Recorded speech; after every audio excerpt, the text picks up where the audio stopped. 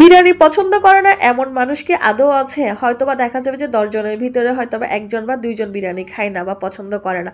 বাকিরা কিন্তু বিরিয়ানি পছন্দ করে। আসসালামু আলাইকুম, ওয়েলকাম টু মাই পেজ। আশা করব সবাই ভালো আছেন। আর আজকে এখানে আমি তৈরি করে দেখাবো খুবই সিম্পলভাবে একটা নরমাল একটা বিরিয়ানি রেসিপি, যেটা কিনা সবাই পারবে। এটা কোনো তামঝাম নেই, এটা জাস্ট ঘরে যা থাকবে আপনি তা দিয়ে তৈরি করতে পারবেন খুবই সিম্পলভাবে।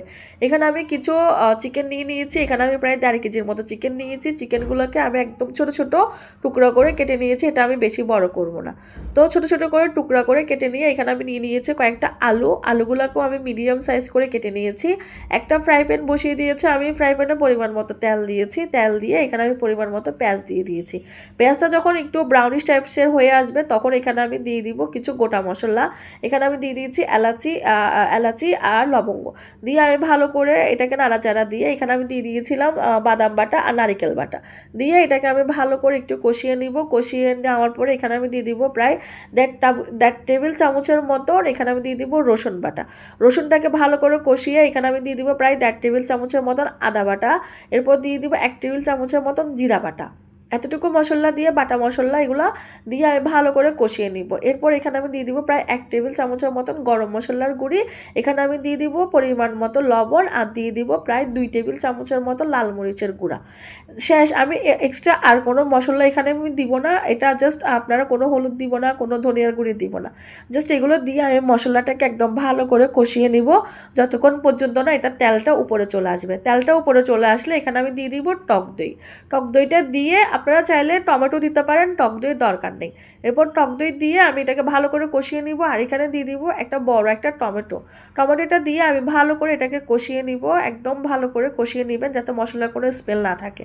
এরপর আমি মাংসগুলো দিয়ে দিব। মাংসগুলো দিয়ে আমি একটু ভালো করে নাড়াচাড়া দিয়ে এটাকে কিছুক্ষণ ঢাকনা দিয়ে আমি জাস্ট ২-৩ মিনিটের জন্য ঢাকনা দিয়ে আমি রেখে দিব। তো ২-৩ মিনিট পরে আমার যখন এটা ভালো করে একটু কষানো হয়ে যাবে তখন আমি এখানে দিয়ে দিব আলুগুলো চাইলে কিন্তু আপনারা একটু ফ্রাই করেও দিতে পারেন। আমি আর ফ্রাই করিনি, আমি কষানোতে দিয়ে দিয়েছি। এরপরে দিয়ে মাংস আর আলুটাকে ভালো করে আমি ঢাকনা দিয়ে একটু সিদ্ধ করে নিব। সিদ্ধ করার পরে দিয়ে আমি ঢাকনাটা উঠিয়ে নিব। উঠিয়ে আমি আর একটু নাড়াচাড়া দিয়ে নিব। এখানে তেলটা কিন্তু একদম উপরে উঠে গেছে। এখন আমি এগুলোকে ভালো করে কষিয়ে নিব। আর আমার মাংস আর আলু দোনোটা সিদ্ধ হয়ে গেছে।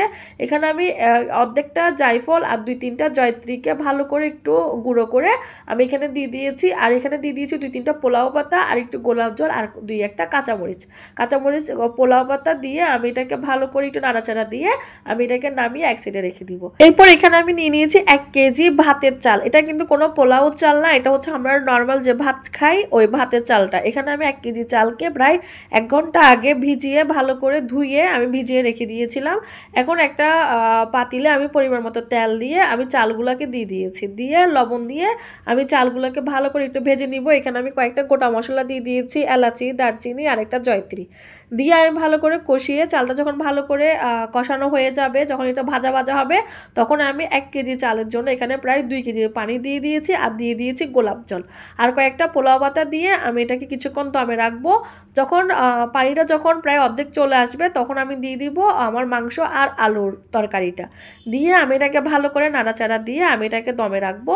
এটাকে ভালো করে দমে যখন ফুটে আসবে তখন একটু হাই হিটে রাখবেন। আর যখন এটা পানিটা যখন টেনে যাবে তখন এটা চুলার আঁচটা একদম মৃদু করে দিবেন। দিয়ে এটাকে প্রায় ১৫-২০ মিনিট আপনি মৃদু আঁচে রাখলেই হয়ে যাবে আপনার ঘরোয়া মশলাতে এতটা মজাদার বিরিয়ানি।